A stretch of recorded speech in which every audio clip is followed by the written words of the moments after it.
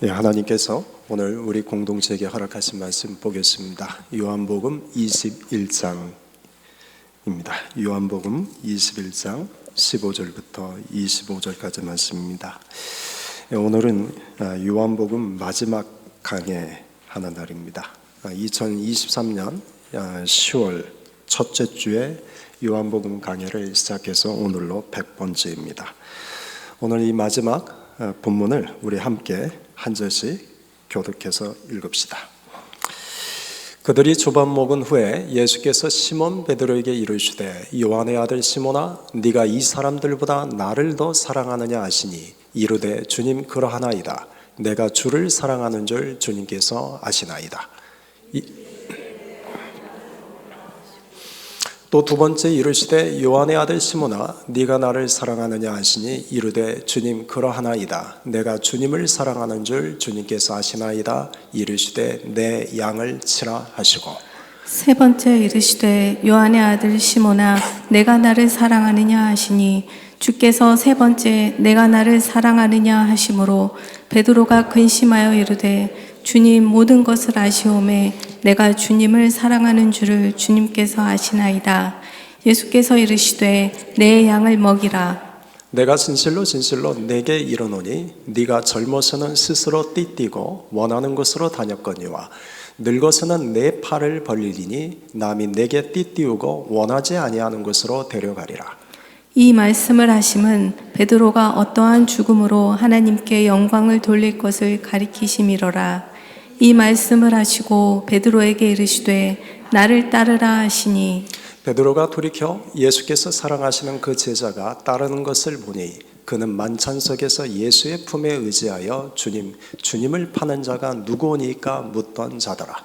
이에 베드로가 그를 보고 예수께 여짜오되 주님 이 사람은 어떻게 되겠사옵나이까.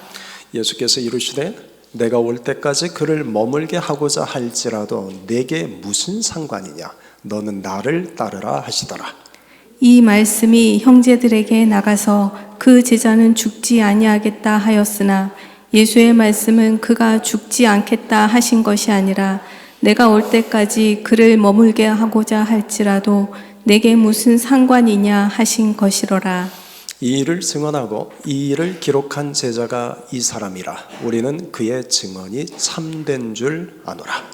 예수께서 행하신 일이 이 외에도 많으니 만일 낱낱이 기록된다면 이 세상이라도 이 기록된 책을 두기에 부족할 줄 아노라. 아멘. 예수님은 베드로에게 네가 나를 사랑하느냐 3번 물으셨습니다. 베드로는 내가 주님을 사랑하는 줄 주께서 아십니다. 3번 대답했습니다. 동일한 질문, 동일한 대답처럼 보이지만 그리스도 원어 성경으로 보면 그 의미, 내용은 결코 동일하지 않다는 것을 우리가 지난 시간 살펴보았습니다. 예수님께서 베드로에게 행하신 사랑은 아가페였습니다. 아가페는 조건 없는 사랑, 계산하지 않는 사랑, 끝까지 포기하지 않는 사랑, 쉽게 변하지 않는 절대적인 사랑입니다. 그래서 예수님께서 베드로에게 요구하시는 사랑의 수준도 아가페였습니다. 또한 예수님을 따르는 제자들에게 새로운 계명으로 주신 서로 사랑하라는 이 말씀도 아가페입니다. 그러나 예수님을 향한 베드로의 사랑은 아가페가 아니었습니다. 그의 마음속에 있는 것은 필리아였습니다. 필리아는 계산적 사랑, 조건적 사랑, 쉽게 변질되고 포기하는 인간적이고 세상적인 상대적 사랑이었습니다. 베드로는 예수님을 마음으로는 아가페하고 싶었습니다. 그러나 그 마음속에 있는 것은 필리아뿐이라는 현실 앞에서 그는 누구보다 괴로웠습니다. 그래서 리페오 했던 것입니다. 네가 나를 사랑하느냐? 내가 너를 사랑한 것처럼 너도 나를 사랑할 수 있느냐? 라는 예수님의 물음에 베드로의 대답은 내가 주님을 사랑하는 줄을 주께서 아십니다. 내가 주님을 사랑하기는 하지만 주님처럼 사랑할 수 없다는 것을 주님은 아십니다. 라고 대답한 것입니다. 베드로의 대답은 예수님이 요구하시는 그 수준의 대답이 아니었습니다. 그러나 예수님은 베드로에게 그 사랑을 강요하지 않습니다. 나아가 베드로의 대답에 예수님은 실망하지도 않습니다. 그럼에도 불구하고 베드로를 향한 예수님의 사랑은 아가페였기 때문입니다. 그래서 예수님은 베드로에게 네가 나를 사랑하느냐? 예수님이 원하시는 수준의 대답을 하지 않았음에도 불구하고 예수님은 베드로에게 사명에 대한 3가지 말씀을 반복해서 하십니다. 15절을 보면 내 어린 양을 먹이라. 또 16절에 내 양을 치라. 17절에 내 양을 먹여라. 사용된 단어가 조금씩 달라졌을 뿐 내용상 결국 한 가지입니다. 내 양을 돌보라는 사명의 말씀입니다. 예수님은 베드로를 아가페하셨습니다. 그러나 베드로는 예수님처럼 아가페하지 못하고 그 마음속에 있는 것은 겨우 인간적인 필리아 사랑뿐이었습니다. 그런데도 예수님은 베드로에게 사명을 맡기시고 3번에 걸쳐 내 양을 돌보라고 확증하십니다. 여기서 우리가 주목해야 할 점은 예수님께서 베드로에게 너의 양을 돌보라고 하지 않았다는 데 있습니다. 내 어린 양을 먹여라, 내 양을 쳐라, 내 양을 먹이라고 말씀하신 데 있습니다. 베드로의 사명은 내 양을 돌보는 일이 아니라 예수님의 양들을 돌보는 일에 있음을 알게 됩니다. 예수님의 베드로에게 예수님의 양들을 맡기셨기 때문입니다. 사람들은 흔히 자기 양을 돌보고 싶어 합니다. 자기 양이란 내 말 잘 듣는 사람, 자기와 마음이 잘 맞는 사람, 자기와 말이 잘 통하는 사람입니다. 이런 자기 양과 같은 사람들을 돌보고 이런 자기 양과 같은 사람들을 만들고 싶어하는 것이 사람의 못된 속성입니다. 그런데 주님은 우리에게 단 한 번도 자기 양을 돌보라고 말씀하지 않으셨습니다. 나아가 자기 양을 만들라고도 말씀하지 않으셨습니다. 누구의 양을 돌보라고 말씀하셨습니까? 내 양, 곧 주님의 양입니다. 그럼 주님의 양은 누구입니까? 주님의 양은 우리가 어떻게 구분할 수 있습니까? 요한복음 10장 26절 27절 말씀입니다. 우리 같이 읽겠습니다. 너희가 내 양이 아니므로 믿지 아니하는도다. 내 양은 내 음성을 들으며 나는 그들을 알며 그들은 나를 따르느니라. 아멘. 예수님을 믿지 않는 자는 예수님의 양이 아니라고 명확하게 예수님이 선을 그으셨습니다. 그러면 예수님은 양은 누구냐? 예수님을 믿는 사람들입니다. 우리는 모두 다 예수님을 믿는다고 한다면 우리 역시도 예수님의 양인 셈입니다. 그런데 이 예수님의 양들은 특징이 예수님을 믿기 때문에 예수님의 음성을 듣고 싶어하고 예수님을 따라가고 싶어한다는 데 있습니다. 그런데 우리가 양과 관련해서 한 가지 사람들이 오해하는 것이 있습니다. 여러분, 양은 온순하고 착할까요? 온순하지 않고 착하지 않을까요? 사람들은 대개 양을 착하고 온순하다고 생각합니다. 그런데 실제 양은 공격성이 강하고 고집이 세고 제멋대로는 성격을 가지고 있습니다. 이런 양의 성격과 우리를 비교해서 하신 말씀이 이사야서 53장 6절인데 이렇게 말씀합니다. 우리는 다 양 같아서 그릇 행하여 각기 제 길로 갔거늘. 이때 이 양은 뉘앙스가 긍정적인 뉘앙스입니까? 부정적인 뉘앙스입니까? 양이 우리가 생각할 때 결코 온순하고 착하지 않습니다. 양은 고집이 엄청 셉니다. 제멋대로입니다. 길들여지기 때문에 온순하고 착해 보이는 것이, 양은 고집도 세고 제멋대로 하는 그런 속성을 갖고 있습니다. 예수님을 믿는 많은 성도들이 있습니다. 예수님의 양들이죠. 그래서 우리는 예수님의 음성을 듣고 예수님을 따라가려고 합니다. 그런데 예수님의 양이라 할지라도 모두가 다 온순하거나 착하지 않습니다. 그릇 행하고 각기 제 길로 가려고 합니다. 이 못된 양의 속성이 바로 우리 안에도 있습니다. 누가복음 15장에 예수님께서 잃은 양의 비유를 통해서 목자이신 예수님이 잃은 양을 찾기 위해 들판 사방을 땀 흘리며 찾아다니시는 그 내용을 우리가 보게 됩니다. 우리는 모두 잃은 양과 같아서 이 비유를 은혜로운 이야기로 받아들입니다. 그런데 여러분, 예수님 입장에서 그 잃은 양은 얼마나 속썩이고 골치 아프게 한 양입니까? 그런데 그 비유에서는 그 잃은 양이 단 한 마리라 다행이지만 실제 우리가 살고 있는 이 세상 속에서는 말도 안 듣고 고집부리고 제멋대로 살다가 걸어가야 할 바른 신앙의 길을 잃고 사는 잃어버린 양과 같은 사람들이 얼마나 많습니까? 그러면 우리가 가져야 될 편견, 아니 깨트려버릴 편견 중에 하나는 양은 착하고 온순하다는 것입니다. 남 볼 필요 없습니다. 나 자신을 보면 됩니다. 나 자신이 얼마나 고집센 존재고, 나 자신이 얼마나 들이받기를 좋아하고, 나 자신이 얼마나 제멋대로 하고 싶어 하는지, 여러분, 우리가 바로 그런 존재입니다. 그런데 예수님께서 그 예수님을 믿는다는 이유 하나로 예수님의 양으로 삼으셨습니다. 예수님의 양들 중에는 물론 내 말도 잘 듣는 사람이 있고, 또 나와 말이 잘 통하는 사람도 있고, 또 나와 마음이 잘 맞는 사람도 있습니다. 그런데 그 중에는 나를 수시로 들이받는 양도 있고, 고집 피우는 양도 있고, 속썩이고 힘들게 하는 양도 있습니다. 그런데도 그들도 주님의 양에게 돌보라는 것입니다. 우리는 자기 양을 돌보는 자들이 아닙니다.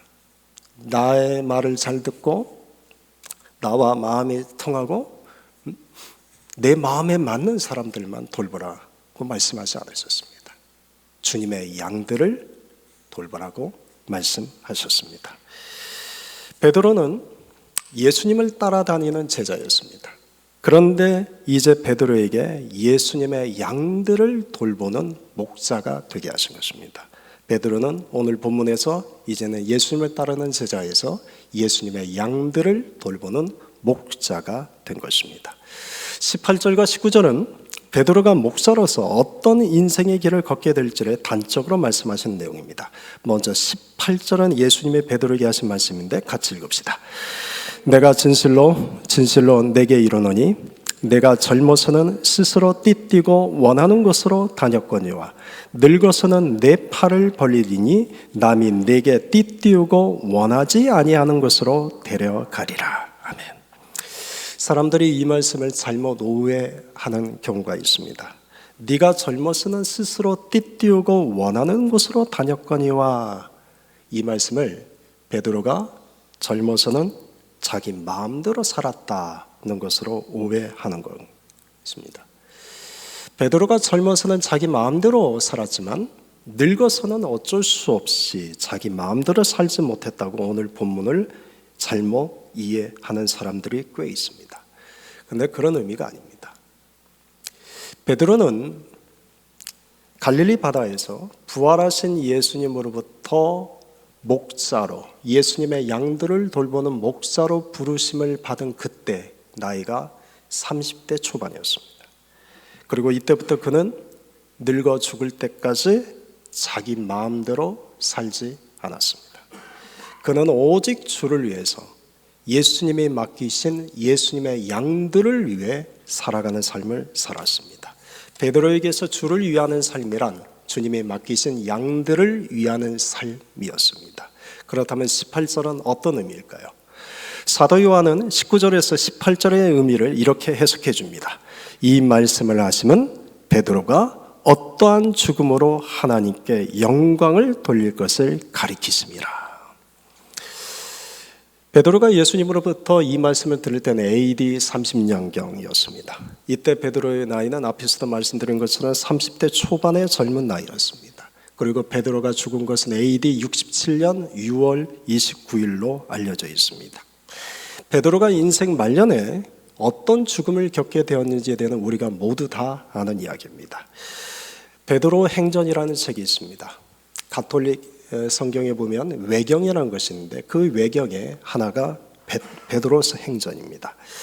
이 베드로의 행전은 베드로가 복음을 전하기 위해서 로마까지 갔고 로마에서 복음을 전하다가 그가 어떻게 인생을 마지막 마무리하게 되는지를 기록한 책입니다.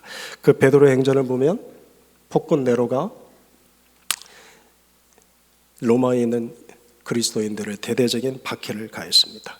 그리고는 베드로를 사로잡기 위해서 기독교인들의 집들마다 샅샅이 뒤지고 다녔습니다. 이때 많은 성도들이 베드로에게 도망갈 것을 권면했습니다. 그러자 베드로가 늦은 밤 변장을 하고는 도주하기 시작했습니다. 그때의 상황을 베드로 행전 35장에 이같이 기록하고 있습니다. 베드로가 성문에 다다랐을 때 베드로는 예수님께서 로마로 들어오시는 것을 보았습니다. 베드로가 주님께 물었습니다. 주여, 어디로 가시나이까? 그러자 주님이 베드로에게 대답하십니다. 나는 다시 십자가에 못 박히기 위하여 로마로 간다. 베드로가 주님께 또 물었습니다. 주여, 주께서 또다시 십자가에 못 박히기 위하여 로마로 들어간다는 말씀입니까? 또다시 십자가에 못 박히실 작정이란 말씀입니까? 그러자 예수님이 베드로에게 말씀하셨습니다. 그렇다, 베드로야. 내가 또 십자가에 못 박힐 수밖에 없구나. 이때 베드로는 정신을 차리고 뉘우치게 되었다고 합니다. 예수님께서 다시 십자가에 못 박힐 수밖에 없구나라고 하신 그 말씀을 들었을 때 저 십자가는 내가 져야 할 일이구나. 그때 깨달았기 때문입니다. 그래서 베드로는 로마로 돌아가 순순히 잡힌 후에 순교하게 됩니다. 초대교회의 유명한 역사관 유세비우스는 이 베드로에 대해서 단 두 줄로 이렇게 기록하고 있습니다. 베드로는 본도, 갈라디아, 비시디아, 갑바도기아, 아시아에서 흩어진 유대인들에게 말씀을 전하고 로마에 갔을 때 거기서 십자가에 거꾸로 못 박혀 죽었다. 베드로 자신이 그렇게 고통받기를 요구했다.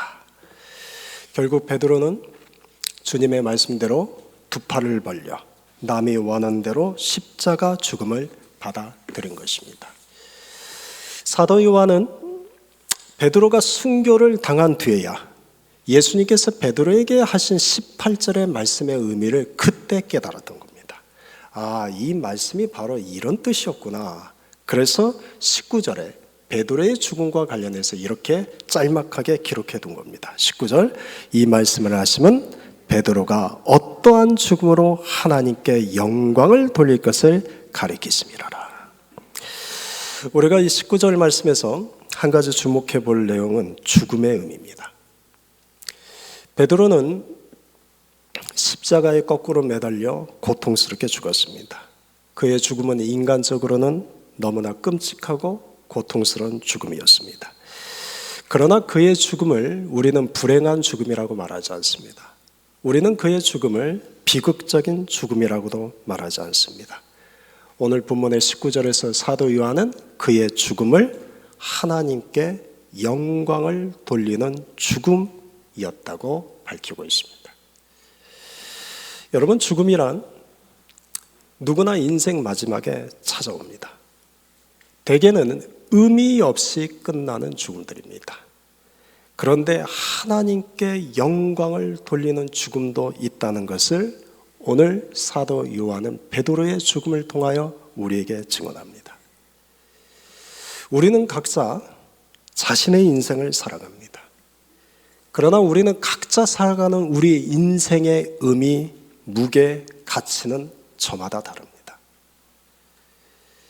우리는 똑같은 인생을 살아가지만 우리는 똑같은 LA라는 공간에서 저마다 하는 일은 다를지라도 우리가 인생을 살아가지만 우리 인생의 의미와 무게, 가치는 결코 서로가 동일하지 않습니다.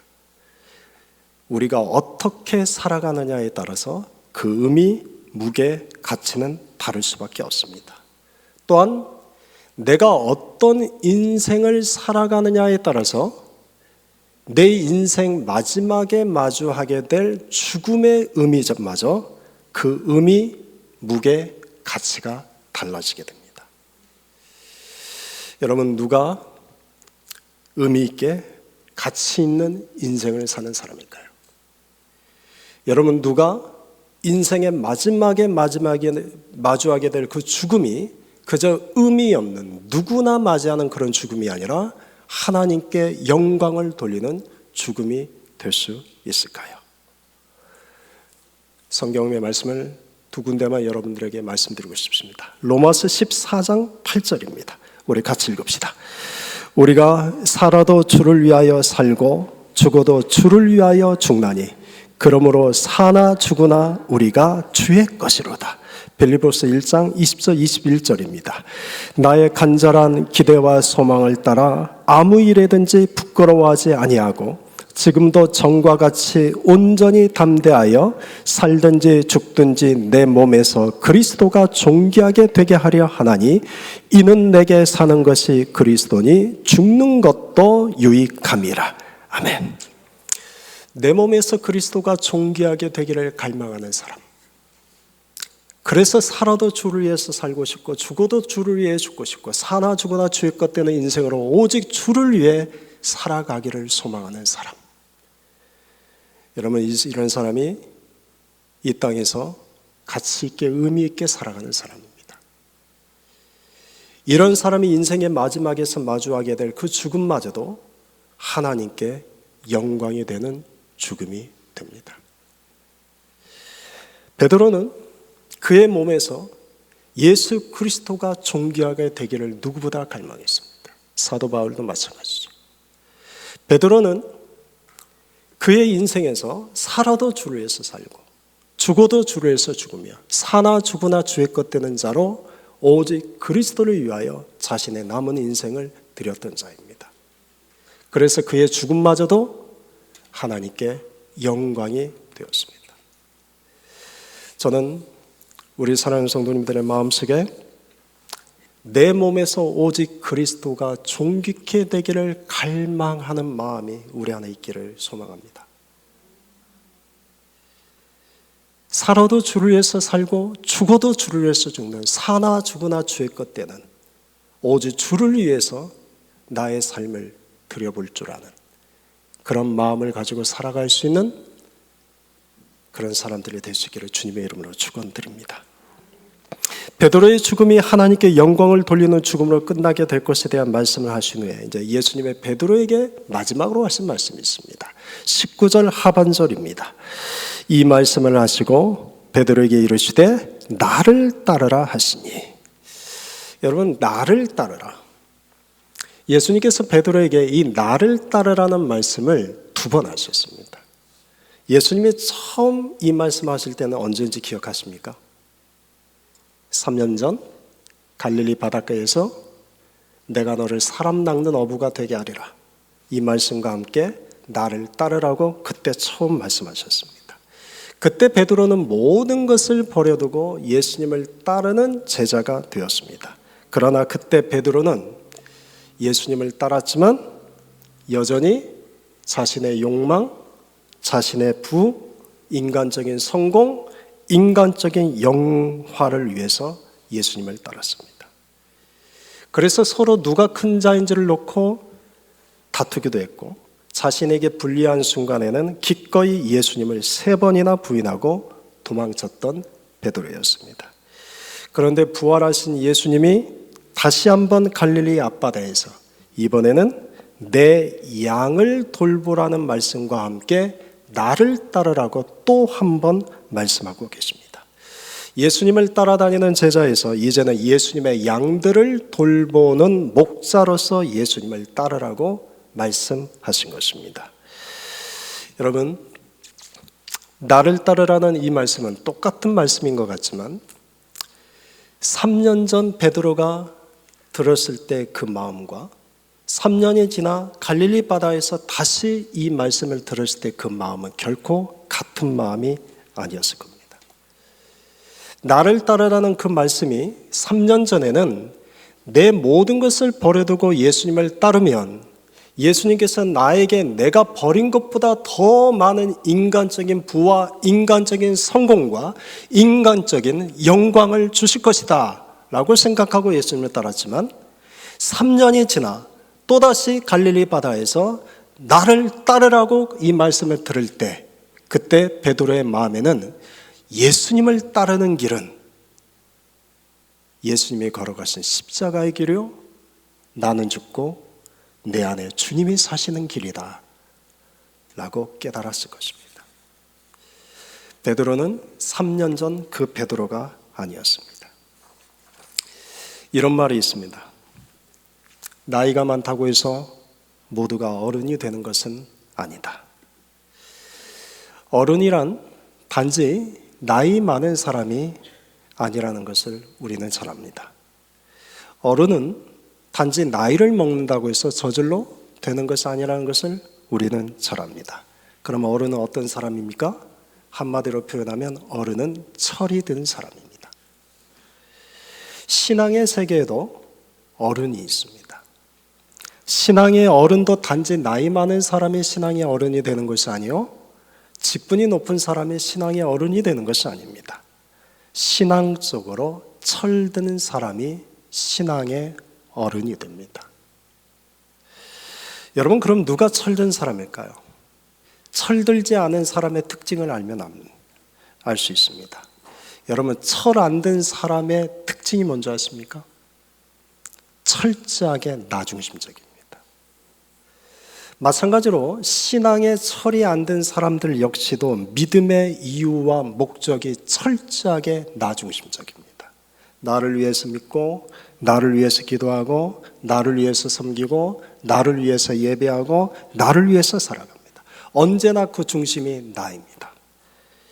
그러나 신앙에 철이 든 사람은 나 중심에서 예수님 중심으로 바뀝니다. 예수를 위해서 믿고, 예수를 위해 섬기고, 예수를 위해서 돌보고, 예수를 위해 살아가게 됩니다. 예수를 위해 예배하는 자가 됩니다. 오늘 갈릴리 바다에서 예수님으로부터 나를 따르라는 말씀을 듣는 베드로는 3년 전 똑같은 갈릴리 바다에서 나를 따르라는 주님의 말씀을 들었던 그때의 베드로가 아닙니다. 베드로는 신앙에 철이 들었기 때문입니다. 저와 여러분은 모두 예수님을 따르는 자들입니다. 우리에게도 예수님이 나를 따르라고 말씀하십니다. 지금 우리는 베드로가 3년 전에 예수님을 따랐던 그 자리에 있습니까? 아니면 베드로가 부활하신 예수님을 만난 후 따르게 되는 그 자리에 있습니까? 우리 모두 신앙에 철이 들어가고 신앙의 어른들이 되어가기를 소망합니다. 19절에서 나를 따르라고 베드로에게 말씀하시자 베드로가 예수님께 한 가지 질문을 합니다. 예수님께서 사랑하시는 제자 곧 사도 요한을 가리키며 주님, 이 사람은 어떻게 되겠사옵나이까? 라고 묻는 것입니다. 예수님이 잡혀가시던 밤에 몰래 뒤를 따라갔던 두 제자는 베드로와 사도 요한이었습니다. 예수님이 부활하신 새벽에 막달라 마리아의 이야기를 듣고 무덤으로 달려갔던 두 제자 역시 베드로와 사도 요한이었습니다. 갈릴리 바다에서 밤새 그물질을 하다가 예수님을 가장 먼저 알아본 것은 사도 요한이요, 사도 요한이 주님이시다라고 말하자마자 베드로는 바다로 뛰어내려 예수님께 달려갔습니다. 여러분, 그만큼 베드로와 사도 요한은 예수님의 제자를 대표하는 자들이요, 나아가 보이지 않는 라이벌 관계였습니다. 그런데 베드로는 이 사도 요한에게 열등감이 하나 있었습니다. 그 열등감은 다른 것이 아니라 베드로는 예수님을 3번 부인했습니다. 그리고 예수님의 십자가에 달려 돌아가실 때 그는 무서워서 숨어 있었습니다. 그런데 그 시각 사도 요한은 예수님의 십자가 아래에서 예수님이 숨을 거두실 때까지 끝까지 그 모습을 지켜보았습니다. 그리고 그 십자가 위에서 예수님의 내 어머니라 라고 말씀하신 대로 예수님께서 멋진 마리아를 요한에게 맡기셨습니다. 베드로는 자신의 인생이 어떻게 끝날지를 이제 알게 되었습니다. 그런데 그의 관심은 라이벌 관계로 여기는 사도 요한은 과연 어떻게 될지가 궁금했습니다. 그래서 묻는 겁니다. 주님, 이 사람은 어떻게 되겠사옵나이까? 그러자 예수님이 대답합니다. 22절입니다. 같이 읽읍시다. 예수께서 이르시되 내가 올 때까지 그를 머물게 하고자 할지라도 내게 무슨 상관이냐? 너는 나를 따르라 하시더라. 그가 어떻게 하든 그게 너와 무슨 상관이냐? 그가 어떻게 살든 너와 무슨 상관이냐? 너는 그냥 나를 따르라. 이 한마디입니다. 여러분, 우리가 주를 위해 살아갈 때 우리의 걸음을 주저하게 만들고 우리의 걸음을 멈추게 만드는 것은 비교의식입니다. 여러분, 남과 자신을 비교하지 마십시오. 남과 비교하며 사는 자들에게는 세 가지 특징이 있습니다. 하나는 만족함이 없습니다. 그래서 늘 불만입니다. 둘째는 감사가 없습니다. 그래서 늘 불평입니다. 셋째는 기쁨이 없습니다. 그래서 늘 어둡습니다. 여러분, 남과 비교하지 마십시오. 신앙생활 역시 남과 비교하지 마십시오. 여러분, 사람마다 하나님의 부르심이 다릅니다. 또 사람마다 하나님의 다루심이 다릅니다. 또 사람마다 하나님의 일하심이 다릅니다. 하나님의 부르심, 하나님의 다루심, 하나님의 일하심은 사람마다 다르고 가정마다 다르고 교회마다 다릅니다. 나라마다 다릅니다. 또한 시대마다 다릅니다. 중요한 것은 예수를 따라가는 삶을 살아가는 것입니다. 옆 사람을 보고, 옆집을 보고, 옆 교회를 보고, 옆 나라를 보고 저들은 왜 저렇게 잘 살까? 저들은 어쩜 저렇게 고난도 없는 것처럼 보일까? 저들은 도대체 무슨 복을 저렇게 받았을까? 여러분, 그것이 너와 무슨 상관이냐? 그 사람이 너와 무슨 상관이냐? 너는 나를 따르라. 이 말씀은 베드로에게 하신 말씀은 아니었습니다. 요한복음을 기록한 사도 요한에게도 하신 말씀이었습니다. 예수님의 다른 제자들은 이후 전 세계 각지로 흩어져서 복음을 전하다가 순교하는 자가 되었습니다.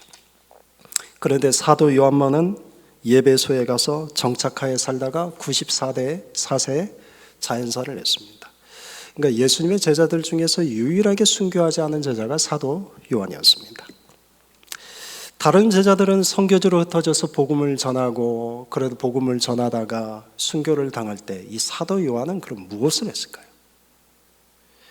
기독교 역사를 따르면 그는 예수님의 십자가에서 이는 내 어머니라 하고 하신 마지막 말씀에 순종하기 위해서 마리아를 모시고 예배소에 가서 마리아가 죽을 때까지 곁에서 어머니처럼 모시며 살았습니다. 여러분, 다른 동료 제자들은 모두 복음을 전하다가 순교를 통하여 하나님께 영광 돌리는 삶을 살아갈 때 사도 요한은 예수님의 말씀대로 예수님의 모친 마리아를 섬기는 삶을 살았던 것입니다. 여러분, 물론 사람마다 생각의 차이가 있겠지만 어떤 분은 그런 사도 요한은 그래도 복 받았네. 남들은 복음 전하며 힘들게 살다가 순교당했는데 그래도 그렇게 자연사에서는 복 받았네. 이렇게 생각할지 모르겠지만 여러분, 사도 요한의 입장에서는 함께 예수님을 따랐던 적어도 베드로와 라이벌 관계였던 사도 요한, 그 역시도 예수님 외에 자신의 목숨을 드리고 싶었던 사람입니다. 다른 제자들은 전 세계를 다니면서 복음을 전하고 순교를 당할 때 본인은 예배소에서 예수님의 마지막 그 십자가에서 하신 그 말씀을 지키기 위해서 마리아가 숨을 거둘 때까지 곁에서 섬기며 살았습니다. 그때 그 마음이 얼마나 들끓었겠습니까? 주님, 나도 베드로처럼이라. 주님, 나도 도마처럼요. 주님, 나도요. 나도. 왜 나는? 그때 그의 마음속에 그것이 너와 무슨 상관이냐? 너는 나를 따르라. 이 말씀이 그의 마음을 울려놨을 것입니다. 그렇게 요한은 늙어갔습니다. AD 95년 로마 황제 도미티아누스의 박해 때 요한은 밤모섬에 유배가 됩니다. 그때 그의 나이 89세였습니다. 여러분, 그곳에서 쓴 책이 요한계시록입니다.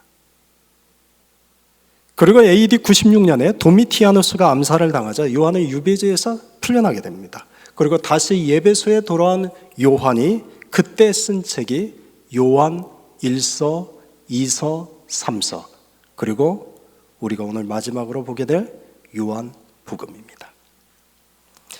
예배소에 돌아왔을 때 요한은 제대로 서서 설교를 할 수 없을 만큼 몸이 심히 병약한 상태였습니다. 그런데 대사도 요한이 유배지에서 풀려나왔으니 성도들이 얼마나 그의 설교를 듣고 싶었겠습니까? 그런데 그 사도 요한이 강대상에 서서 늘 했던 설교는 하나밖에 없었습니다. 사랑하십시오. 사랑합시다. 사도 요한님, 다른 얘기 좀 더 들려주십시오. 다른 얘기 없습니까? 하다못해 밤모섬에서 뭔가 신비한 경험이라도 있으면 그거라도 좀 들려주십시오. 사랑하십시오.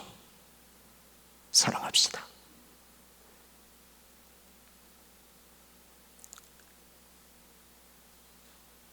사도 요한님, 사랑 외에는 정말 할 말이 없습니까? 그때 요한이 이런 말을 했다고 합니다. 사랑은 그리스도 교회의 기초요. 사랑하면 죄를 짓지 않습니다.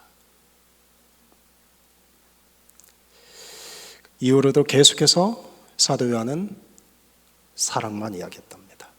그래서 역사는 이 요한을 사랑의 사도라고 부르게 된 것입니다. 사랑의 사도라고 불렸던 그가 인생 마지막에 기록한 성경이 요한 복음입니다. 사랑하는 성도 여러분, 우리 각자에게 주어진 십자가는 다릅니다. 우리 각자를 향한 주님의 부르심은 다릅니다. 우리 각자를 향한 주님의 다루심도 다릅니다. 우리 각자의 인생 속에 행하시는 주님의 일하심도 다릅니다. 그러나 우리에게 주어진 말씀과 사명의 십자가를 지고 가는 일에 있어서 결코 없어서는 안 되는 것이 사랑입니다. 이 사랑이 없으면 모든 것이 다 헛되고 헛된 것입니다. 오늘로 요한복음을 마칩니다. 여러분, 요한복음의 핵심은 뭘까요? 요한복음의 핵심은 한 단어로 하면 지금 앞에서 말씀드렸죠? 사랑입니다. 기독교의 핵심은 뭘까요? 사랑입니다. 십자가의 핵심은 뭘까요? 사랑입니다. 복음의 핵심은 뭘까요? 성경의 핵심은 뭘까요? 기독교의 핵심은 뭘까요? 예, 사랑입니다. 그런데 우리가 그 사랑을 잃어버리면, 우리가 그 사랑을 놓쳐버리면 우리가 믿는 복음, 우리가 붙드는 십자가, 우리가 사랑하는 성경, 우리가 사랑하는 삶의 모든 것은 다 헛되고 헛된 것일 뿐입니다. 우리 안에 이 사랑이 있기를 기도합시다. 지금 내 안에 있는 것은 예수님이 요구하시는 수준의 아가페의 사랑은 아닐지 모릅니다. 우리 안에 있는 것은 인간적이고 세상적인 필리아의 사랑밖에 없을지 모릅니다. 그러나 나의 사랑이 필리아에서 아가페로 변화되고 성장해가기를 기도합시다. 내가 너희를 사랑한 것 같이 너희도 서로 사랑하라는 말씀대로 우리가 서로 사랑하기를 위해서 기도합시다.